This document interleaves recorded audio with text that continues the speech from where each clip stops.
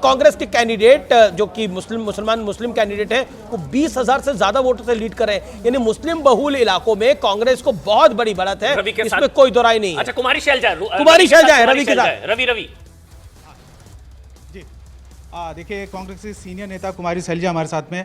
Ma'am, सुबह के time और इस वक्त बहुत कुछ बदलाव हुआ है, क्या मानती हैं? और अब कितने अभी उम्मीद है?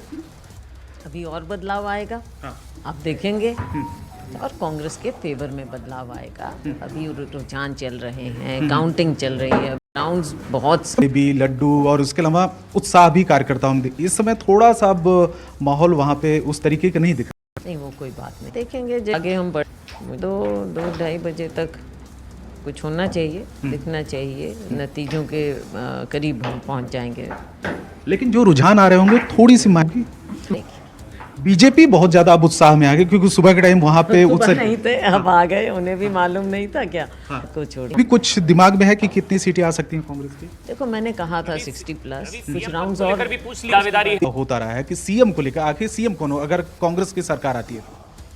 ये तो देखो सवाल है और चलता रहेगा, अभी एक और चलेगा तो नहीं लेती, और आला कमान ही ये फैसला ले। आप चाहती हैं सीएम बनना चाहती हैं? देखिए, चाहना वर्ड आप गलत यूज करते हैं, ये मेरे को इससे ऑब्जेक्शन है। लेकिन दारी आपकी जो कंसिडरेशन में हो नहीं, पर क्योंकि राहुल गांधी दलित की बात करते हैं क्या, तो क्या वॉक द टॉक करेंगे? हालांकि अभी नंबर तो नहीं है कांग्रेस का सीएम वाला, लेकिन फिर भी हैं हम, इतना काम किया है हमने।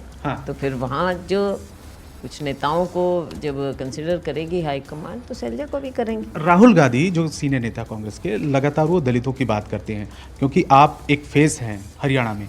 आप मानती हैं कि एक दलित सीएम कैंडिडेट होना चाहिए, सीएम बनना चाहिए?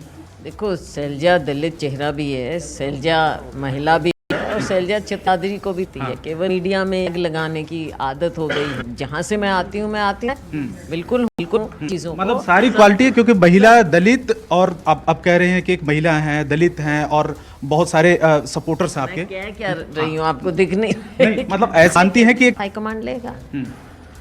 बहुत सारे ऐसे कार्यकर्ता हैं, लगातार वो कह रहे हैं भाई हुड्डा साहब को दोबारा आना चाहिए, हुड्डा साहब की सरकार बननी चाहिए। उस पर क्या कहना चाहेंगे? राहुल गांधी ने मंच पर दोनों का हाथ भी मिलवाया था, एक कोशिश की थी कि तालमेल बैठे, जिससे कि कम से कम एक मैसेज जाए कि कांग्रेस में किसी भी तरीके की फूट नहीं है। तो सबने काम किया है ना, जमीन पर सबने काम किया है। अभी भी उम्मीद है और कॉन्फिडेंट है? जी बिल्कुल बिल्कुल। ठीक है, कुमारी शैलजा कांग्रेस के सीनियर नेता, और ये कह रही हैं कि सीएम को लेकर आला कमान ही तय करेगा, लेकिन पूरी तरीके से अभी भी अभी नंबर्स के हिसाब से देखा जाए तो 36 सीटों पर इस वक्त कांग्रेस आ गया। मैं एक बार जल्दी से रैप अप कर देता हूं, अभी क्योंकि 11:08 हो चुके हैं। अभी के हिसाब से देखा जाए तो भारतीय जनता पार्टी 48 सीटों पर इस वक्त आगे चल रही है। 47 का 48 फिर से 47 हो गया है। ये नेक एंड नेक फाइट चल रही है। 37 सीटों पर कांग्रेस इस वक्त आगे चल रही है, यानी कि हरियाणा में, लेकिन 6 से 7 सीटों में मार्जिन 1000 से भी कम का है। 6 से 7 सीटों में 1000 से भी कम का मार्जिन है। 47 सीटों पर बीजेपी इस वक्त आगे चल रही है, कांग्रेस 37 सीटों पर आगे चल रही है। कुमारी शैलजा का भी आप जिक्र कर रहे थे, हालांकि शांतनु हमारे साथ है, अभिज्ञान के साथ है, अमीश में। लेकिन अमीश, एक से भी पूछ लेता हूं, ये तो वही रिपीट नहीं हो रहा 2023 मध्य प्रदेश, छत्तीसगढ़, राजस्थान? आपसे पहले जब आप आए नहीं थे तो यही बात हो रही थी कि मध्य रिपीट हो रहा है, इसमें बीजेपी फॉर्म में काम किया, लेकिन वहां आप बीजेपी का बस भी सुनाई दे रहा था। लेकिन ये है कि बसौली सीट है कठुआ की, वहां से दर्शन कुमार बीजेपी पहली जीत आई है। लाल सिंह को हरा दिया है कांग्रेस के कैंडिडेट। लाल सिंह को हरा दिया है, बड़ी बड़ी अपडेट है। सुधांशु त्रिवेदी हमारे साथ बने हुए हैं लगातार, लेकिन अब राउंड आगे बढ़ते हुए 6 राउंड हरियाणा में लगभग संपूर्ण हो गए, और कुछ कहीं पर हरियाणा में 8 राउंड की सिर्फ काउंटिंग है।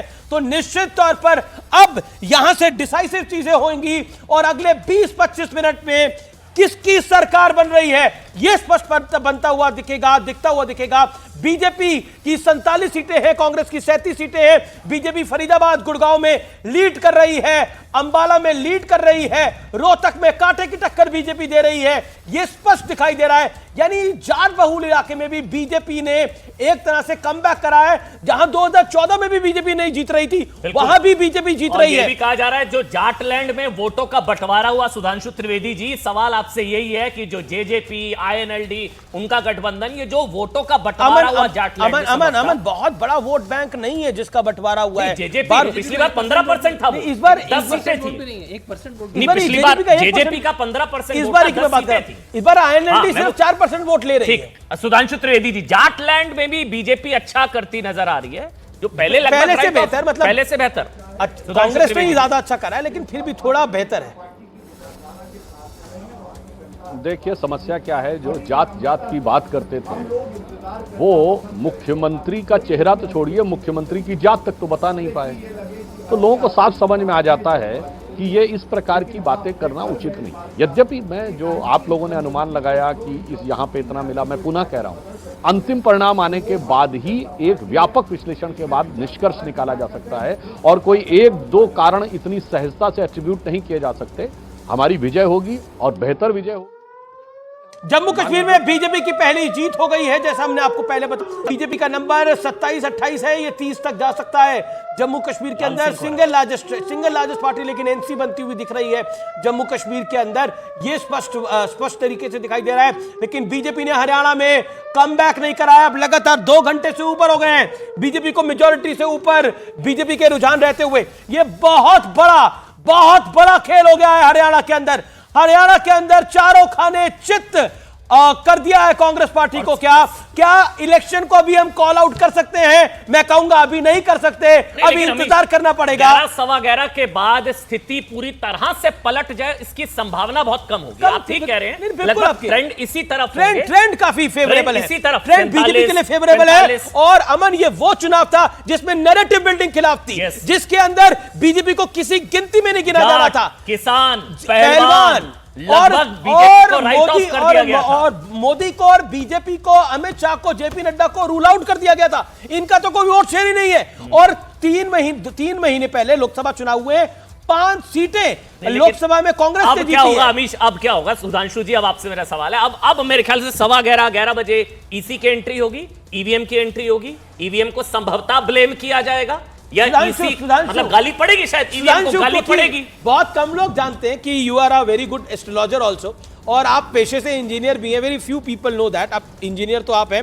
मैं आपसे जानना चाहता हूं, इसके पीछे कौन सी साइंस है कि बीजेपी का नंबर 47 आ रहा है? ये वाकई आप लोगों के लिए भी अचंभा है या फिर आपको ये जीत दिखाई दे रही थी? नहीं, हमारे लिए कोई अचंभा नहीं है। ये रुझान उत्तरोत्तर जिस दिशा में स्थिर होते जा रहे हैं, ये वही दिशा है जहां हमने सोचा था। बल्कि मैं कहूंगा हमारी अपेक्षा से अभी कुछ सीटें कम हैं, इसलिए हमें विश्वास है कि अंतिम परिणाम में हम इससे कहीं अधिक सीटें प्राप्त करने में सफल होंगे। परंतु मैं यह भी कहना चाहूंगा कि जो लोग किसी भी प्रकार की आपसी लड़ाई लगाने और जातिगत विभेद करने का विचार रखते थे, मुझे लगता है कि जनता अब उन विचारों से ऊपर उठ चुकी है। आप ये सोचें कि जातियों को आपस में लड़ाकर आप काम कर लेंगे। मोदी जी के नेतृत्व में सबका साथ सबका विकास की बात होती है। जातियां एक यथार्थ हैं, तो जातियों की पहचान, जातियों का सम्मान, जातियों का उत्थान एक चीज है, और जातियों में घमासान करके अपनी राजनीति के नफरत की दुकान के सामान को यूज करके उस घमासान के द्वारा अपने सियासी अरमान पूरा करना, ये करनाल में एक बड़ा अपडेट। करनाल में 5 में से 4 सीटों पर बीजेपी आगे है। शहरों पे बीजेपी 5 में से 4 सीटों पे बीजेपी आगे है। बीजेपी अधिकतर शहरों में लीड कर रही है, और इसके अलावा गांव में भी लीड कर रही है। सिर्फ मेवात ऐसा इलाका है जहां पर, क्योंकि वो मुस्लिम बहुल है, वहां पे कांग्रेस को बहुत बड़ी बढ़त है, और शायद वहां की सीटों में जो है उसमें एक जगह 45,000, एक जगह 20,000, एक जगह 24,000 से कांग्रेस पार्टी जीतती हुई दिखाई दे रही है। यानी मामन खान ने जो बोला उसका इफेक्ट आया है। अच्छा, कांग्रेस का रिएक्शन आया है अभी अमीश, वो कहा जा रहा है कि भाई ईसी का डेटा अपडेट नहीं हो रहा है और ये तस्वीर पलटेगी, रुझान बदलेंगे। 3 से 4 राउंड ये अभी पूरे हुए हैं। वैसे 11 बजकर तो 11:15 हो चुके हैं। नहीं, ये 5वां राउंड चल रहा है। नहीं, कांग्रेस का जो रिएक्शन अभी 1 मिनट पहले आया है कि 3 से 4 राउंड पूरे हुए हैं, ईसी का डेटा अपडेट नहीं है। मैं सुधांशु त्रिवेदी, कुछ कॉन्स्टिट्यूएंसी में 6ठा राउंड भी शुरू हो गया। सुधांशु त्रिवेदी से वो सवाल रह गया। सुधांशु जी, अब एंट्री होगी ईसी की, ईवीएम को गाली पड़ेगी, क्योंकि जम्मू कश्मीर 46-38 हो गया नीचे। मुझे लगता है इस प्रकार के बचकाने तर्क नहीं देने चाहिए। चुनाव की मतगणना चल रही है। कांग्रेस पार्टी के जो काउंटिंग एजेंट्स हैं वो भी तो अंदर बैठे हुए होंगे। क्या उन लोगों के सामने काउंटिंग नहीं हो रही है? क्या सब कुछ सीसीटीवी की निगरानी में हो रहा है? अगर इस प्रकार का बयान कांग्रेस का आया है तो ये मान लीजिए कि ये कांग्रेस ने अपनी हार को एक प्रकार से स्वीकार करने की पेशबंदी शुरू कर दी है, इसे ये मानना चाहिए। एक बड़ी अभी खबर, आपके सारे एक मिनट एजेंडे सुधांशु जी, हैं, एक के बाद मिनट आपके पास अमीश, सीधा रिपोर्ट एक मिनट। राहुल गांधी ने हरियाणा की जिन 12 सीटों पर रैली की उनमें से 8 पर कांग्रेस पीछे है नजर। राहुल गांधी के चेहरे का चुनाव उनमें बता से रही थी। 8 सीटों पर कांग्रेस पीछे है या हारती नजर आ रही है? अभिज्ञान जी, हाँ, ये अमन पॉइंट करना बहुत जरूरी है। तो अगर ये ट्रेंड है कि राहुल ने जहां 8 सीटों पर 12 पर उसमें से कैंपेन 8 किया और 8 पर आप पीछे चल रहे हैं, तो ये बहुत नैगिंग, जिसे कहते हैं ना अंग्रेजी में, तकलीफ देने वाला हो सकता है कांटे की टक्कर के इस तरह के चुनाव में। क्योंकि ये तो बिल्कुल स्पष्ट है कि अगले 1 से 1.5 घंटे में तस्वीर क्लियर हो जाएगी। उसके बाद किसी को अगर राजनीति नहीं आती वो अलग मसला है, बट जो देखिए, सब एग्जिट बुद्धिमान लोग पोल से राजनीति पहले, जानते हैं, एग्जिट पोल से वो- पहले और चुनाव प्रचार में कि ये राहुल गांधी के चेहरे पे चुनाव है, ये राहुल गांधी का चुनाव है, देखिए, क्या नतीजा अगर ऐसा अमीश आता है और देवगन- कांग्रेस अमीश देवगन- मिस आउट करती हुई दिख अमीश रही है? देवगन, मैं ऑन रिकॉर्ड हूं एग्जिट पोल्स और पोल्स को लेकर, आज फिर रिपीट कर देता हूं, ये धंधा है, ये बिजनेस है, ये टीआरपी लाने का धंधा है। So the last thing you need to, apart from अपना मनोरंजन करने के लिए जैसे आप गीत संगीत सुनते हैं, इसके आगे अगर आप एग्जिट पोल को सुनना चाहते हैं तो आप स्वतः मूर्ख है। नहीं, पर एक पॉइंट ये है कि कांग्रेस को कि राहुल गांधी को चैनल राहुल करते जब तक exit poll लगा ली, जब तक ये सबको नतीजे बुला नहीं आए लिया, थे तो राहुल एजेंसियां गांधी चल को रही है। क्रेडिट देने की पूरी मुहिम चल रही थी। अब क्या करेंगे? अब राहुल अरे, गांधी सवाल कितनी बार तो मोदी जी को भी क्रेडिट मिला है। नहीं, तो मेरा जीत का सवाल- सेहरा- मैं कह रहा हूं कि जीत का exit सेहरा और poll हार का ठीकरा। Design by itself now is faulty. Somebody, America के मैंने इलेक्शंस देखे, जब वो गिरे, गलत कॉल हुए, तो कमिटीज बनी, लोगों को स्टैंड अप कर अकाउंटेबल बनाया गया। इंडिया में ये नहीं हो रहा है।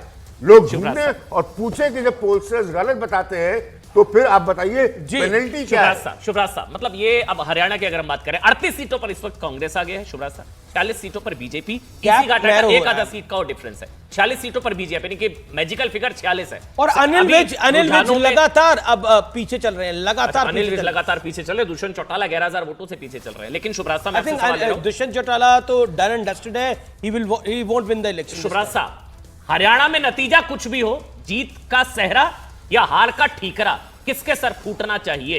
पहले तो हार का ठीकरा, और अगर जीत जाती है यहां से कांग्रेस तो जीत का सेहरा, अलग अलग या एक ही आदमी? शुभराज साहब, देखिए, मैं सुबह से ही इस पे ऑफ कोर्स सभी नज़र बना करके रखे हुए हैं। 2-3 चीज़ें जो स्टैंड आउट करती हैं इस इलेक्शन में। मैं कहीं ना कहीं अभिज्ञान जी से अग्री करती हूँ कि ये जो एग्जिट पोल और ओपिनियन पोल का जो एक पूरा का पूरा बिजनेस मॉडल है, उस पे जब हम सवाल नेताओं पे उठाते हैं तो मुझे लगता है इस प्रोफेशन पर भी सवाल उठाया जाना चाहिए। मैं खुद उस प्रोफेशन में हूँ, फिर भी कह रही हूँ कि ये उठाया जाना चाहिए। क्योंकि जी, सब पे सवाल उठना चाहिए, क्यों नहीं? नहीं आती है कि इलेक्शन, अगर आप इलेक्शन कैंपेन करते हैं, उसको आप एक आर्ट की तरह देखते हैं, तो कई बार आपको बहुत अच्छा आर्टिस्ट होना नहीं होती। इस बार बहुत आर्टिस्ट्री नहीं की अपने इलेक्शन कैंपेन में। ऐसा लगा, हवा ऐसा बनी कि भाई कांग्रेस की ही सरकार आ रही है, और वो हवा बनाने में एग्जिट पोल का भी बहुत हाथ था, बहुत तरीके की एग्जिट चीजें पोल तो होता लास्ट था। में जी होते जी हैं। जी नहीं अमीश जी, मैं आपकी बात से एग्री करती हूँ। जो हवा बनाई गई कि कांग्रेस की सरकार आ रही है, उससे फर्क क्या पड़ा कि बीजेपी का जो आर्टिस्ट्री थी, उसने अपनी आर्टिस्ट्री को म्यूट कर दिया और उसने ग्राउंड पे काम ज्यादा किया, जो हर जगह पे दिख रहा है। आप देखिए, जो लीडर्स ने बयानबाजी की, कांग्रेस के कुछ लीडर्स ने बयानबाजी की, हालांकि असंध अभी आगे चल रहे हैं, लेकिन फिर भी हम भाईचारे को खुश कर देंगे, रिश्तेदारी को खुश कर देंगे, अपना घर भर देंगे। तो इससे क्या होता है ना, इस तरह के स्टेटमेंट से जो साइलेंट चुप्पा वोटर्स जो होते हैं, वो कहीं ना कहीं फिर मन बना लेते हैं कि मुझे किस तरफ जाना भाई, है। हुड्डा ऐसा की पर्ची नहीं, दिखाओगे तो नौकरी मिल जाएगी। ऐसा जी बिल्कुल बिल्कुल। लेकिन वो देखिए, तो इस चुनाव opinion poll की बात है, इस तो चुनाव exit के poll की अंदर बात है। इस चुनाव के अंदर चौधरी देवीलाल के परिवार को बड़ा झटका लगा है। मुझे लगता है कि आईएनएलडी के से उनके सिर्फ पोते चुनाव जीत रहे हैं, बाकी पूरा परिवार लगभग चुनाव हारा है।